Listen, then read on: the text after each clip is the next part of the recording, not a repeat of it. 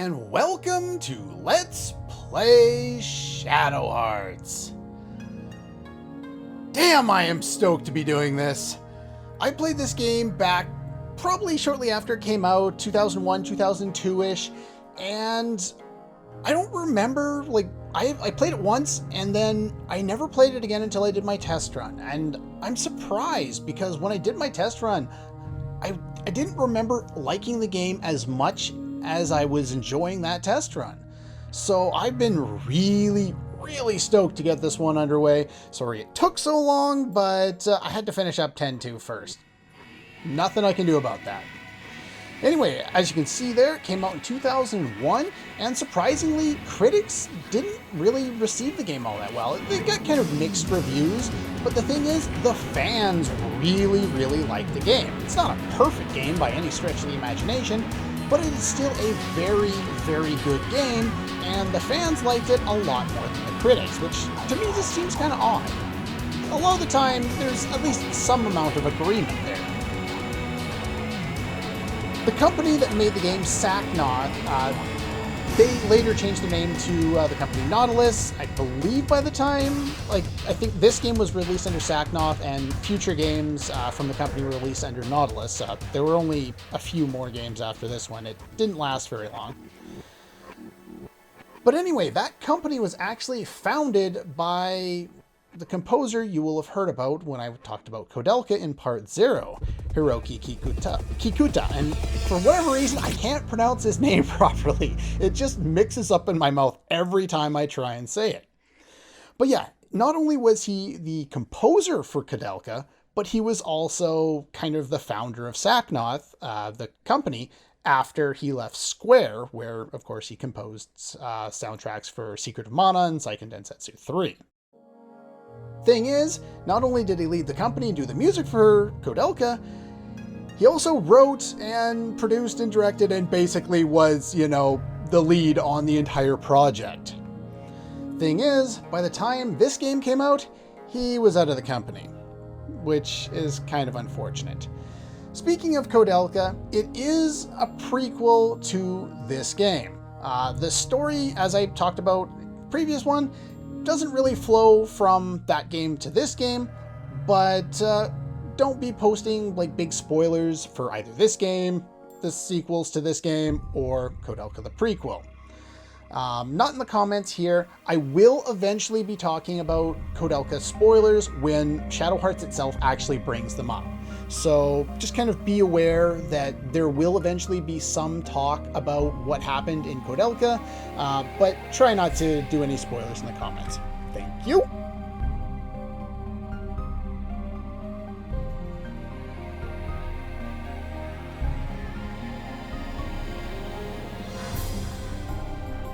The silence was to let you listen to the music. The music in this game was composed by two individuals primarily, and then there were some others involved in various other parts, but the primary composition was done by two people. One of them I hadn't heard of before I actually played this game, Yoshitaka Hirota. Thing is, this guy's actually done quite a few games, none of which I've actually played, but he has done the sound design for a number of games that I have played, including Final Fantasy VII and Chrono Trigger. The second composer is Yasunori fucking Mitsuda.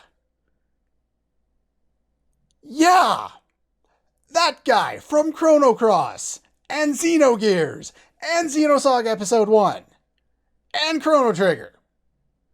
This guy has done everything, and he always puts out an awesome soundtrack, and it is no different here. It is excellent. One more thing before we begin. Shadow Hearts, like Koudelka before it, are M-rated games. So if you have any problem with blood and even a little bit of gore, it's time to click away. But if not, let's actually, before that, turn off the vibration. I almost never remember to do that, and then the controller vibrates and I gotta mute everything. Let's begin a new game.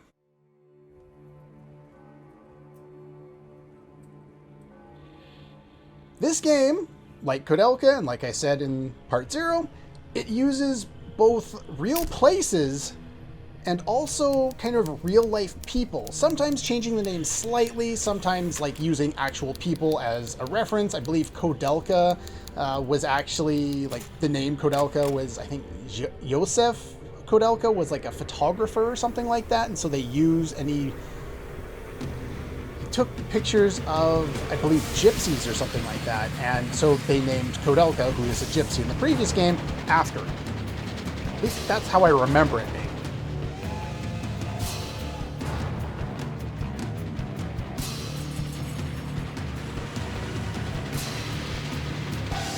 But yeah, real life places, and both real and fictional. So from famous stories in fiction. So be prepared to be familiar from some things.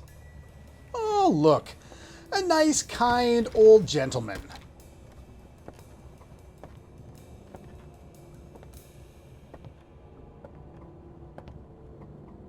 That seemed kind of odd. It's already past 2300, and it's still a long way to Fengtian. Major Tsuji, what is this about? Why the special train in the middle of the night to escort this girl to Japan? She looks pretty ordinary to me. Hell if I know. There's no telling what the big shots in Tokyo are thinking. Next time I see you-know-who, I'll ask her, okay? As you can hear, the voice acting is so bad it's good territory. And there's your gore. Surprise! I warned you. Whoa, that was pretty cool. What's going on?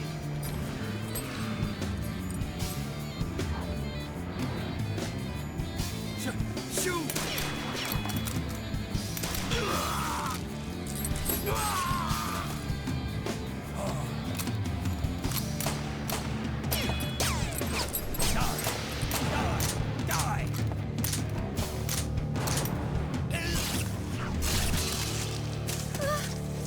It's you. Yes, Roger Bacon. I'm honored that you remember me so well. You can't escape. Come along quietly, sister. Ah, a new actor in our play.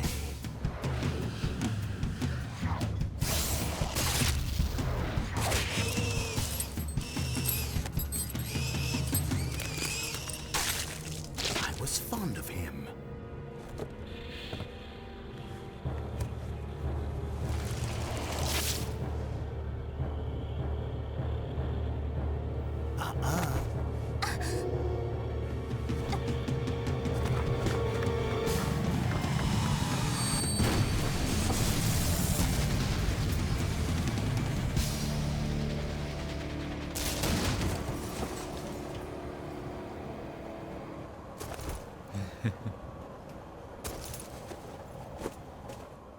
Yeah, there's not a lot of voice acting, but there are no subtitle options, so I'll try and shut up for them.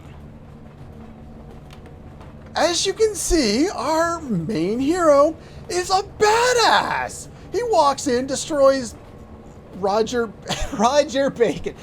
Our villain so far is Roger freaking Bacon. I want to go upstairs and make breakfast. What? This game just dumps you right into it, gives you a badass character introduction to our hero, and shows us an interesting villain who looks like a kindly old man right off the bat. Speaking of being thrown right into things, that was the third button I pressed in order to get into the menu. Why is it square? I don't know why it's square. Let's change that.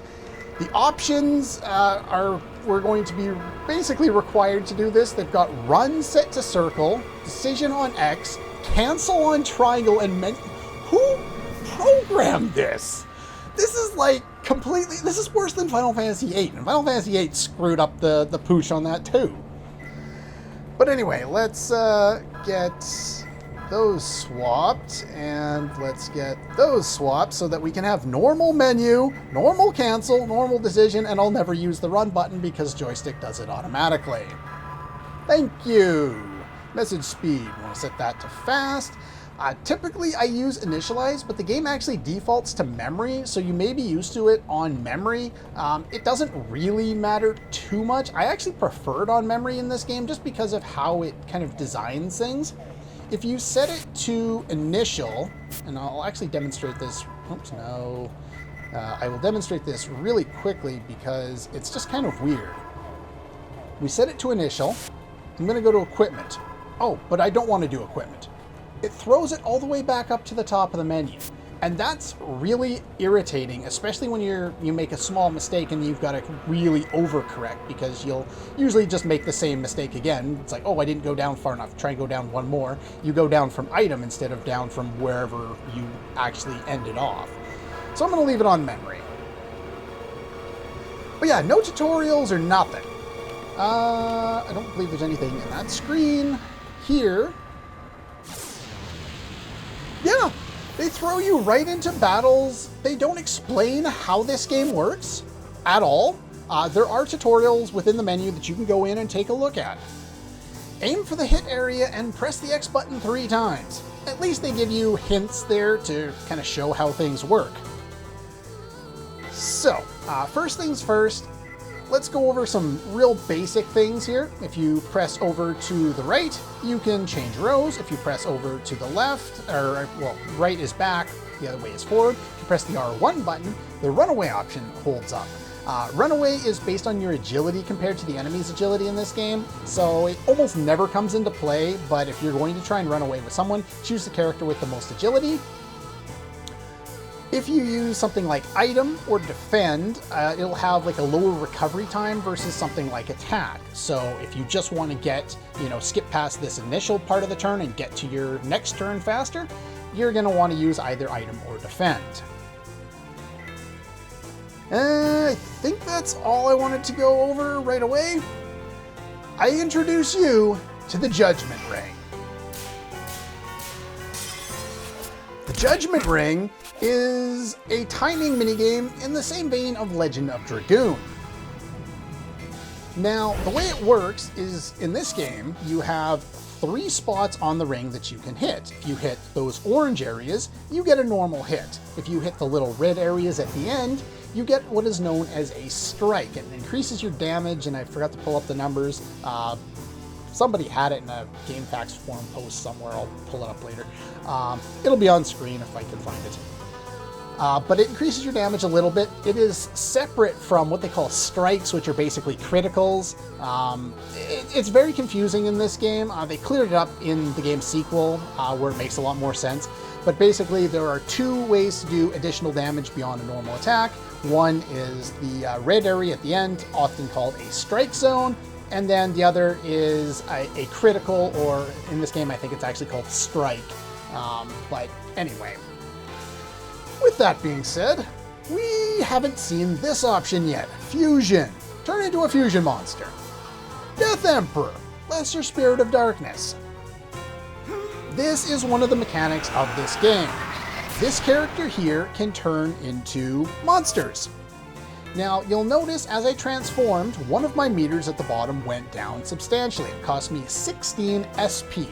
Now, HP is obvious, MP is also obvious.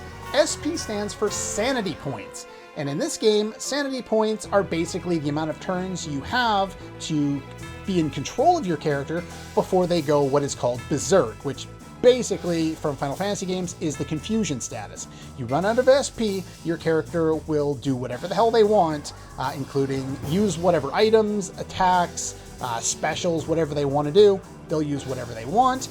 They'll attack targets indiscriminately. So anyway, do that. And you can see the difference in damage that I got there. Now, hitting the Judgment Ring 3 times will determine the amount of hits we actually get on the enemy. Hitting all 3 will mean we'll get 3 hits in on the enemy, the first one being roughly double the amount of damage each of the subsequent attacks does. But you'll get all 3 hits in, unless you kill the enemy with the either first or the second attack, in which case it won't even show the third attack. Let's see, we went over that. If you succeed on the Judgment Ring, you will always hit the enemy. There are no misses in this game. The only way you can miss in a normal encounter against normal enemies is if you miss on the Judgment Ring. In a boss fight, you don't necessarily, it's not the same way. They can force you to miss by just being a boss, and I think by some other special abilities. There is also a completion for getting all of the items in this game, which I will be getting. The first one we got there, you'll notice the icon appears on our head, so it's not like we're moving in the dark or anything, kind of like Final Fantasy IX. But yeah, those are the first two here. Those two are permanently missable. This is a train that we're on. If we don't get those now, we don't get to get them later.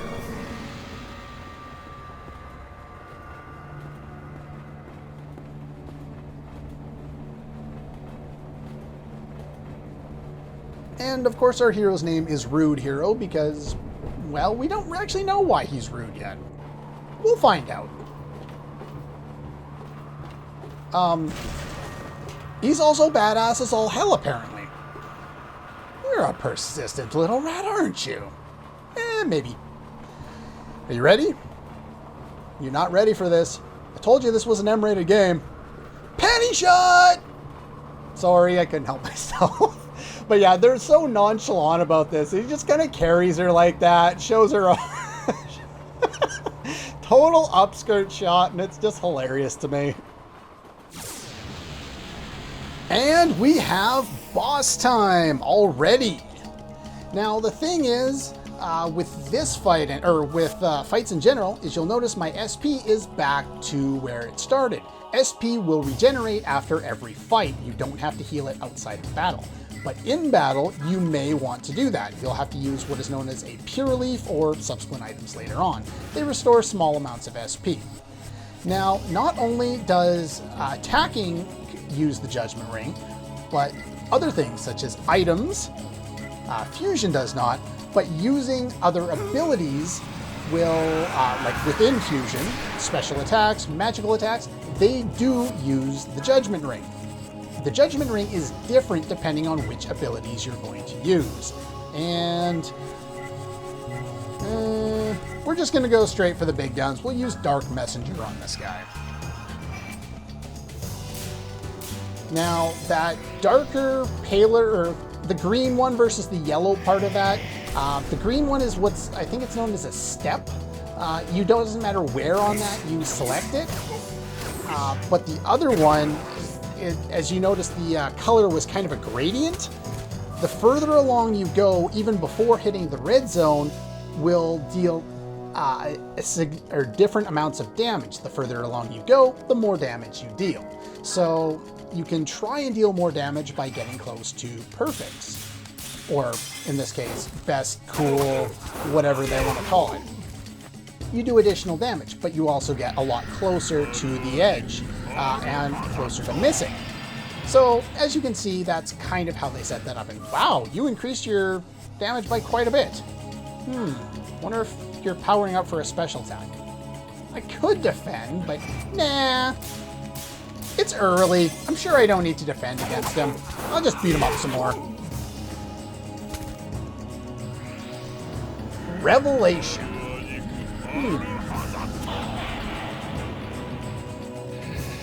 Oh. Well, that was... Oh, well, I screwed up somewhere. That's all for Let's Play Shadow Hearts, and I'll see you guys... Yeah, nobody bought that. Stronger than I expected, though you still kicked my ass, even though I'm badass as all hell still. Well, I kinda am a monster. I turned into a frickin' demon. And you have some weird powers, too. And I just love his line from earlier about how he was so fond of that little demon. It was just hilarious. Roger's voice isn't too bad. What?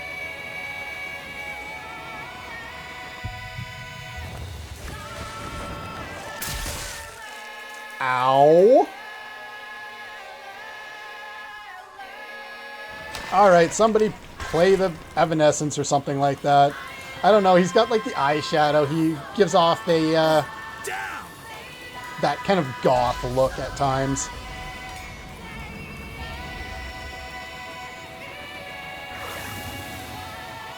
Whoa! Somebody's got some powerful magics.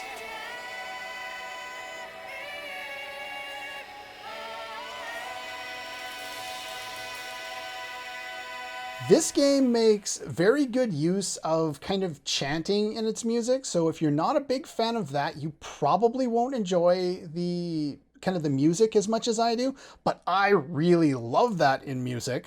You'll know that if you watched when I Let's Played, what was it, any of the Xenosaga games really, but specifically the second and the third one.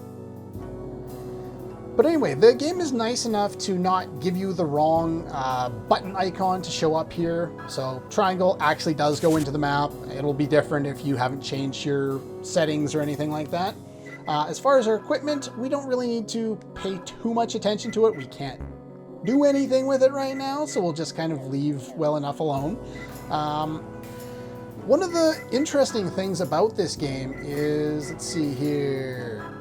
If you press the triangle button on any of the items, they give you some nice art of the item and give you an actual write-up to go over what exactly we're dealing with here. And this is for every single item and every single key item in the game. And I think does it for equipment as well, which is just really cool. Sometimes you'll have to go in here to find hidden properties on your equipment.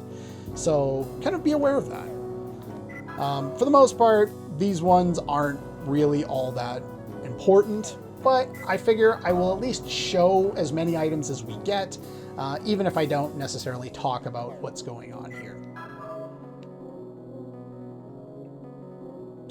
Restores a small amount of strength. The Talisman of Luck is our Phoenix down of the game. Monolith restores MP, restores HP, restores SP. Mermaid's Tear cures poison. Looks pretty cool. I do like the art. The art is really nice on a lot of these items. They put a lot of effort into it, as far as I'm aware. And because, why not? Tents are exactly what you'd expect. It's a tent. It's fully healed at save points. Alright. So yeah, we came from Changeun? I don't know what that is. We came on the Trans-Siberian Express, and now we're at the plains. So let's go to the plains. It's the only place we can go to. We couldn't go and select the other ones, and what kind of a position is that? You like face down? You know what? We did this in the, what was it? In Final Fantasy X-2 with some of the positions that the characters had during transformations. What is with that position?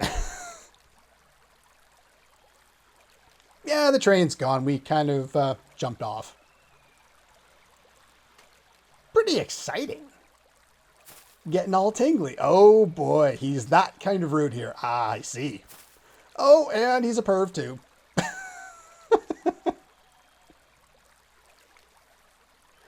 Oh, stay away. Stay away from the summoner!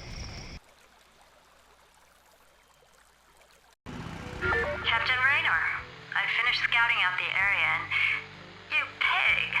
What? I haven't even said anything to you yet. Yeah, but you were thinking it. Oh, yeah. You're a telepath. Look, let's just get on with this, okay? You see, I get two clips there because, too bad. They both fit, and they fit quite well. I think, anyway. No one ever gets tired of Stay Away from the Summoner, and that's probably one of my favorite lines out of the original StarCraft. I just remember laughing my ass off when I came across that the first time. Stay back! I can't do anything. And she's gone. Bye! Well, that didn't last all that long.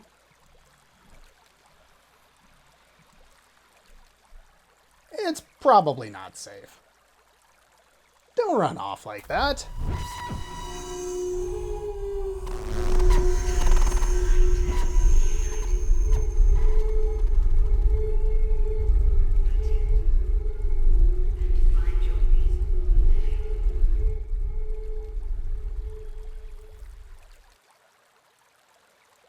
Okay. When that happens, and it will happen again, that voice actually says something, and I'm going to increase the volume as much as possible without making it sound distorted in editing so that you can hear it too. When I wear headphones, I can hear it a lot better than if I try and hear it out of the speakers, but that's entirely up to you. But yeah, every time that comes on, you can kind of hear where some of the text is fragmented a little better if you can hear the voice at all. The thing is, when I played it before and I wasn't kind of paying attention and I had the volume down low, I didn't really hear it, and I just kind of was reading it kind of aloud to myself, and the voice that I kind of imagined it being in when I couldn't hear the actual voice sounded kind of something like this. Life is suffering. It is hard. The world is cursed, but still, you find reasons to keep living. I'm sorry. I'm making no sense. And do I really need an excuse to put a Princess Mononoke clip in here? If you haven't seen the movie, again, go watch it. It is an excellent film, and just going through and scrubbing through some of the footage from my DVD made me want to rewatch the film all over again because I haven't seen it in far too long. It is a very good film. Yeah, he's got voices in his head. I hear voices in my head. And yeah, he's got voices in his head. They're both kind of psychotic right now that I think about it. Hello! We have received the Pure Leaf. Alright, let's make sure my list is good. Okay, my list is good. Go back to the other notes that I want to go over. Alright, so I don't have anything else I need to talk about right away, except for going over here. Yeah, this one is kind of... many people get to this part of the screen, kind of the other side where all those flashies are, and they're like, how the hell you get that treasure chest? Because there's no pressed select like there would be in Final Fantasy VII to figure out you could actually go this way, and it's kind of dark. In fact, one of the things I do want to talk about is originally when they started working on this game, they were designing it for the PS1. That explains why a lot of kind of the background art is painted 2D backgrounds and the sprites are 3D models. Now, I don't think it hurts this game in particular because this game has kind of a dark, eerie atmosphere that the art really works well on, and they make use of other aspects of the art to, you know, kind of make it look really good. If you advance far enough, the girl is in danger. We gotta go save her. Who wants to guess what position she's in when we get there?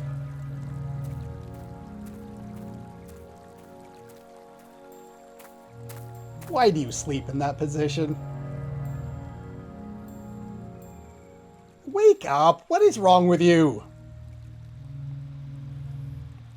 It's dangerous to go alone. No clip for that. I guess I could put an audio clip in, but I'm putting enough clips in this episode. Don't you worry. No! What is wrong with you? I do like the little emoticons, by the way. Or whatever you want to call them, the little heart icon. Hello! She's passed out. Oh. Well, that's, Now, how to deal with this without it turning into a political social media shitstorm? I got nothing. I actually thought about how to deal with this scene multiple times, and this is what I'm going with. I got nothing. Just know that just because our character is kind of a weird, creepy, you know, rapey kind of guy right now, that does not last all game long. Do not worry. He just starts off the game kind of creepy. Kind of creepy.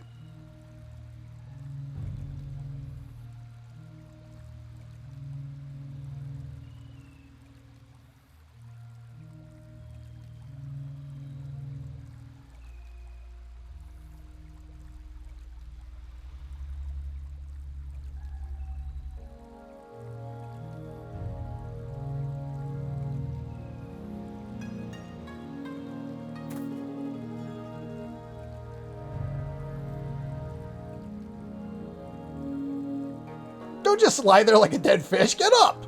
What kind of language is that?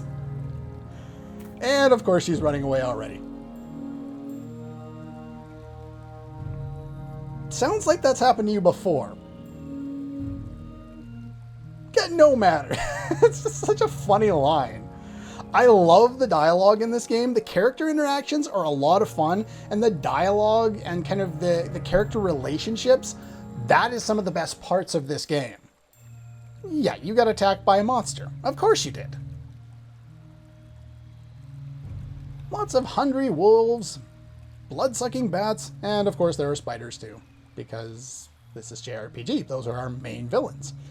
Thing is with this game, it's kind of true, but it's also not true. We fight a lot of frightening looking enemies in this game. It's actually really cool. And he's still a creeper. And she's like, oh god, what's going on here? Where's that train again? Don't run off like that. Because if I don't do like the voice says, my head's gonna split. Uh-oh.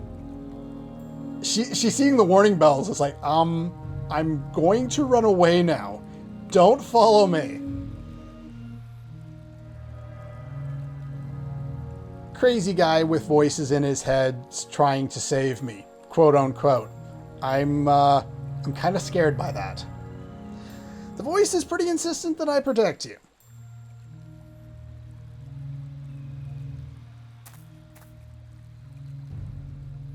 It's always go protect that person or go to that town.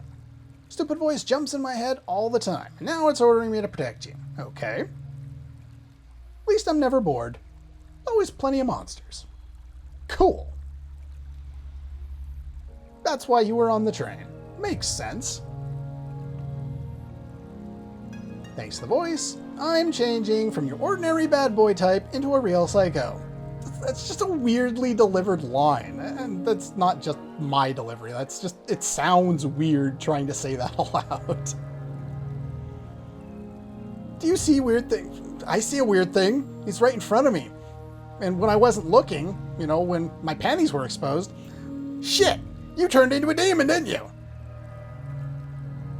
I don't know how I'm going to do anything with this game. How am I going to take this game seriously right now? It is ridiculous. That's one of the things that we'll get into, but like some other games that we've played in the past, they do a great job of balancing humor and seriousness. I think it goes a little more toward the humor side, but it really works for how they kind of play out the characters and how the characters change and evolve. Got a place to find a rest. Anyway, I'm hungry. Almost forgot. My name is Yuri. Our hero's name is Yuri. In the Japanese version, his name was Uru. U-R-U, which actually stood for U-R-U-M-U-N-A-F-U.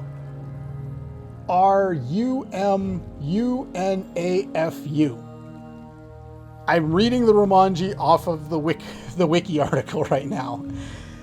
That is ridiculous.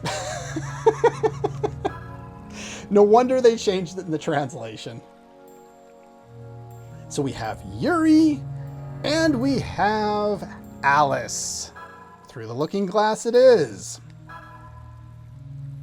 Her true full name is Alice Elliott.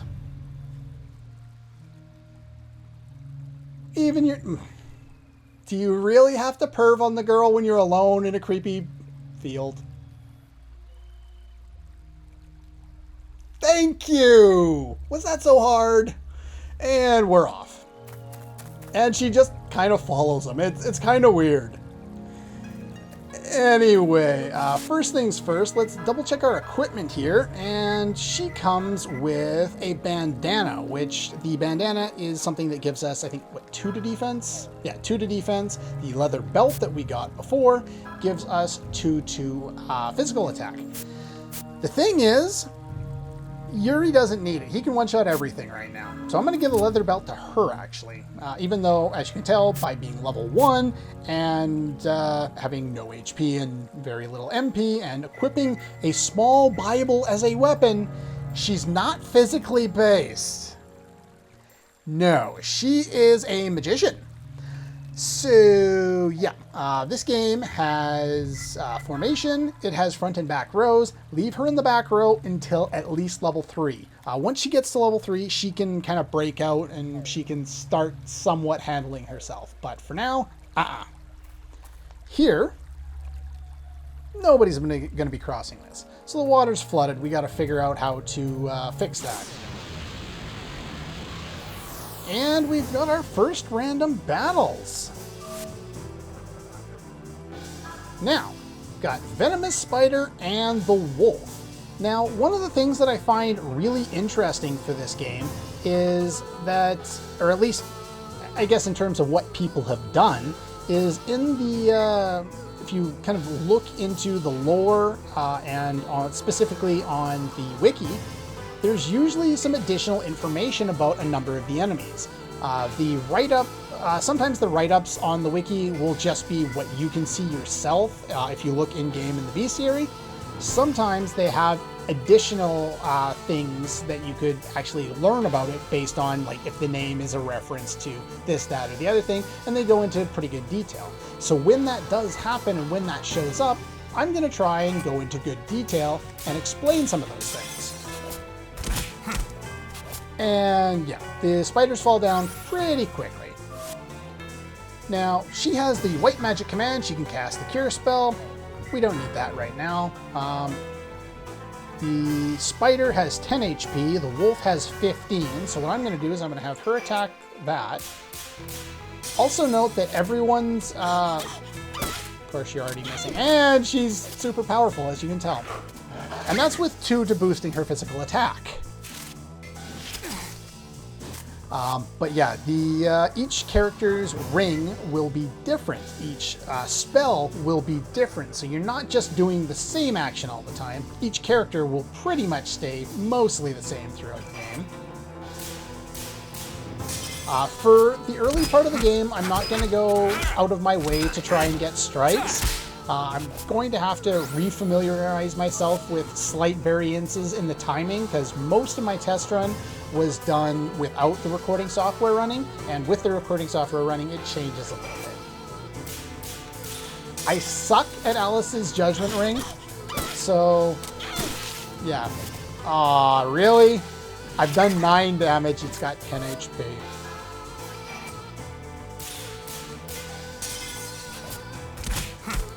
And you could have one-shot him. Oh well. But yeah, as you can see, Alice does not have a lot of SP, so she's going to have difficulties trying to kind of keep up in terms of, you know, staying alive for longer fights. So just kind of be aware of that. And I'm trying to remember where it is. There it is. The Mermaid's Tear, we saw that before, that cures poison. That is another one of these items that there's a lot of missable items. There's not a lot of areas we can go back to in this game. Also note, it looks like there's kind of a path down here. You can't see because it's too dark when it's covered by water, but there's actually something down there.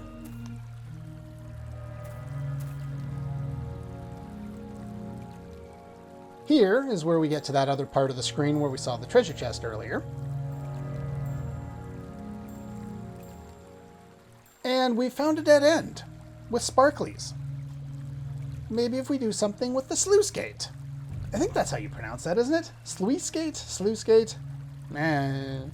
The only time I've ever seen that mentioned is like video games and maybe like a fantasy novel or something like that. It's in here. It's in Tactics.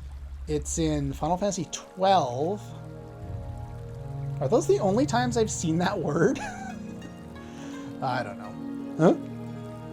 Huh? Yeah, of course. Yeah, I was just thinking the same thing. I'm smart. She doesn't buy it for a second.